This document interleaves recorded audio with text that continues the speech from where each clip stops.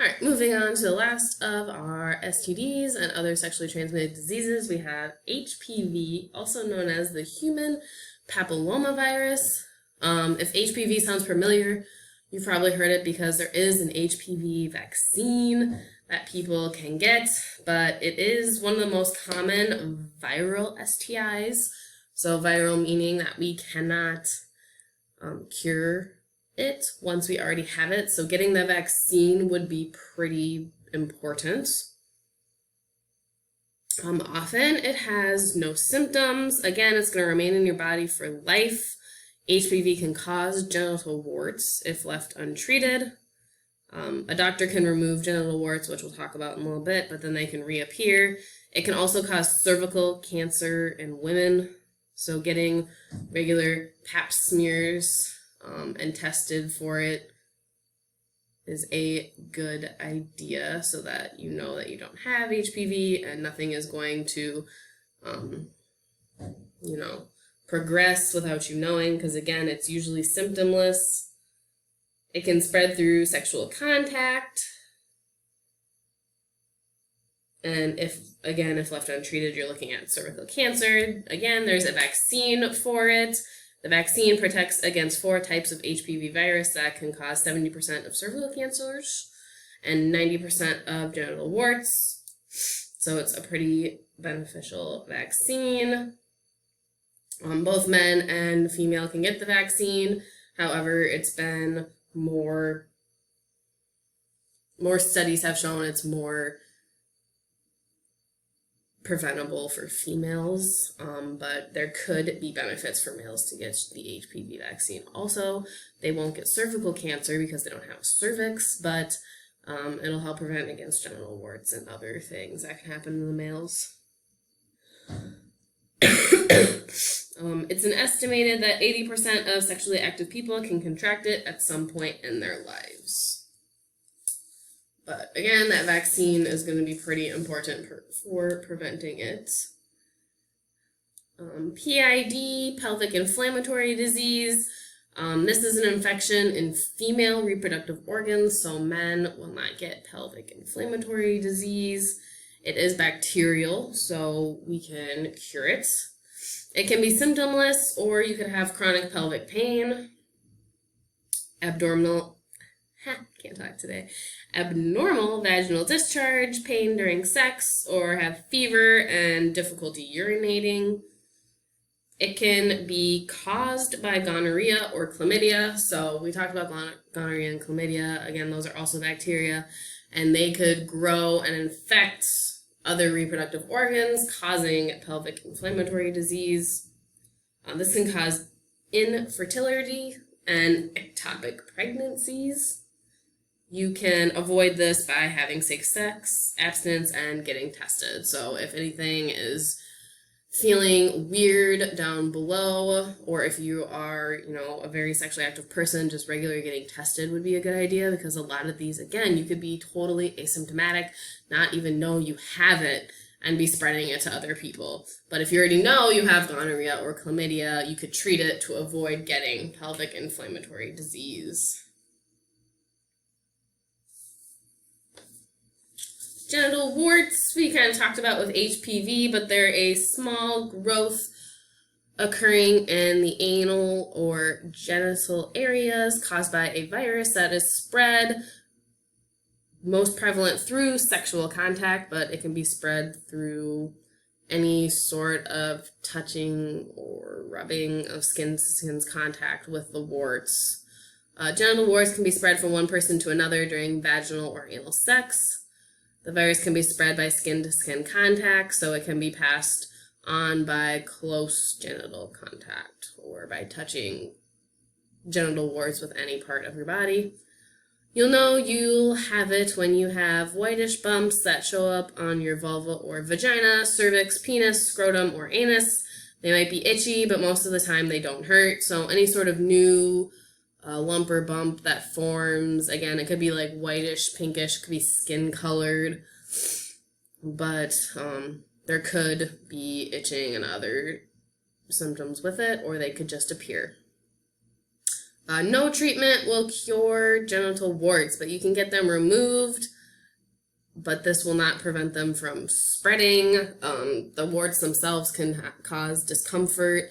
If there was a lot on the vagina or the penis, it could cause issues with, just sexually functioning. They could get in the way. They could get in the way of urination and block the urethra. So you could get them removed, but it's a virus. So once you have it, and it won't go away.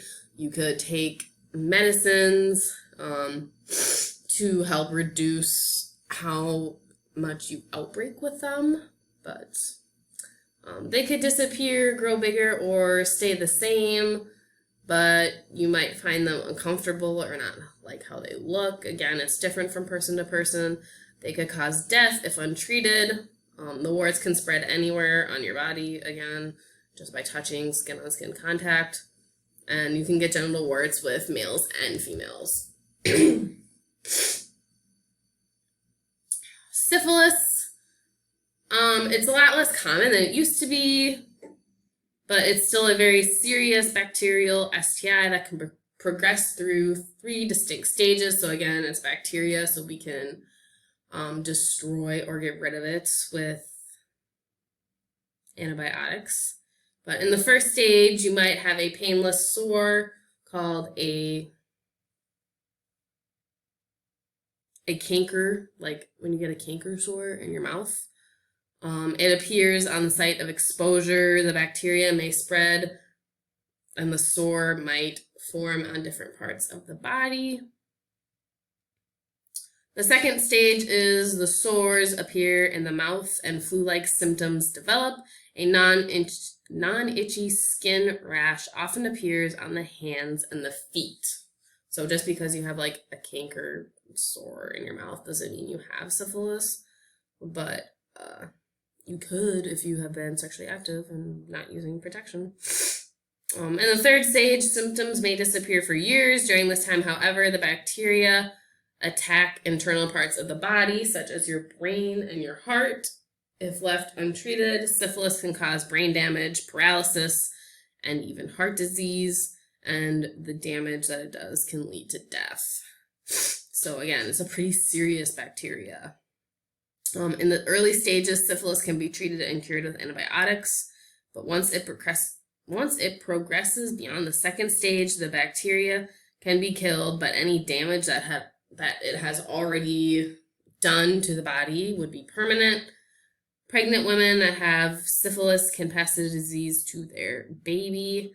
If the mother doesn't receive treatment during pregnancy, the baby can have damage to the skin, bones, eyes, teeth, and liver, and a baby born with syphilis is said to have congenital syphilis. So they could contract it from the mother. And again, these like canker sores can appear in all different parts of the body, but most likely to happen in the genital area, unless it could happen in your mouth if you were doing oral sex or things like that. But syphilis is very dangerous, so you'd want to get it cured as soon as possible. Trichomoniasis. I like saying that one. It's a fun one to say. But it's caused by a protozoan that affects the urinary tract and or vagina. It is not technically a bacteria or a virus. Excuse me.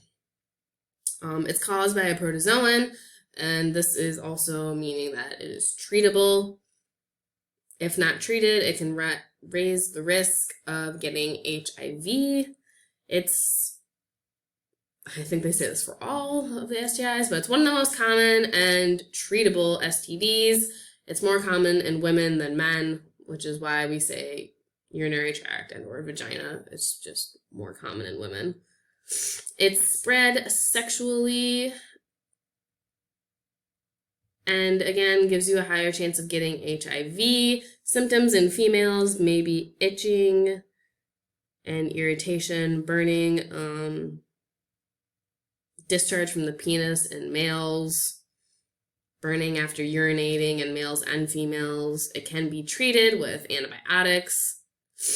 About 3.7 million people in the US have it, and 30% of the people that develop the disease end up getting symptoms. So again, you can have it and not know it, which, if you're choosing to be sexually active and not, use protection or talk to your partners about what they have or where they've been, then I recommend regularly getting tested. Herpes is a viral STD that produces painful blisters in the mouth, which can spread to the genital area. So there's kind of two different types of herpes, the herpes simplex 1 and 2. So technically, if you've ever had like a cold sore on your mouth, that would be considered herpes. And then if it spreads to the genitals, we have herpes simplex 2, which is genital herpes. It can be spread through kissing or sharing objects such as toothbrushes, eating utensils, or also during sexual contact. Symptoms could be fever, chills, headache, tired feeling, achy, swollen glands in pelvic area, or your throat, or underneath your arms. Herpes has no cure. Again, it's a virus. However, there are medicines that can be taken to shorten or reduce the amount of outbreaks that you have if left untreated. Pain when peeing, and more outbreaks in the genital area, blisters, a lot of pain. Again, herpes is a virus. Cold sores is a type of herpes. So if I have a cold sore in my mouth and it goes, or if anyone has a cold sore on their mouth and they go and touch their mouth to someone else's genitals, now we have spread it, and there's a chance of them getting genital herpes, or vice versa, and you put your mouth on someone that has genital herpes, then you would have herpes on your mouth. It wouldn't spread to your genitals unless your sore, infected, oozing sore touched your genitals as well. But one third of adults have the virus that causes genital herpes, and about 80% of people infected don't know that they have the virus. So again, unless you're having outbreaks in either your mouth or your genitals, you might not know that you have the virus. A lot of people, especially people that have had cold sores before, it'll lie dormant in the body for years, and it might be a very long time before you have another outbreak. Genital herpes is, thought to be a lot worse than just the other herpes where you just have like cold sores and minor irritation on your mouth. But again, if you're someone that gets cold sores, it's important that if you have an outbreak on your mouth to not touch anybody else, especially in the genital area. That'll cause them a lot of discomfort for the rest of their lives because, again, it's a virus. We can't get rid of it. Also, avoid kissing people when you have cold sores. That's, 99.9% of the time, that's how they're spread, is people are kissing when they don't realize that they have this, herpes growing on their mouth. And I mean, without that contact and spreading from human to human, herpes would no longer exist because it's a virus and it wouldn't just appear on its own. So we could actually decrease the spread a lot by just not kissing people if we do have cold sores, and making sure that we're using some sort of barrier method or protection when we're having sex if you do know that you have genital herpes, because it's super spreadable but also very easy to avoid if you're using the right precautions. And again, just talking to people about their sexual histories, making sure that they are aware of who they've been with, what that other person has had. If you're not sure, better safe than sorry. Get yourself tested, and then from there on out, be very, very careful, because not a lot of people will talk about who they have been with or will know that they might have an STD.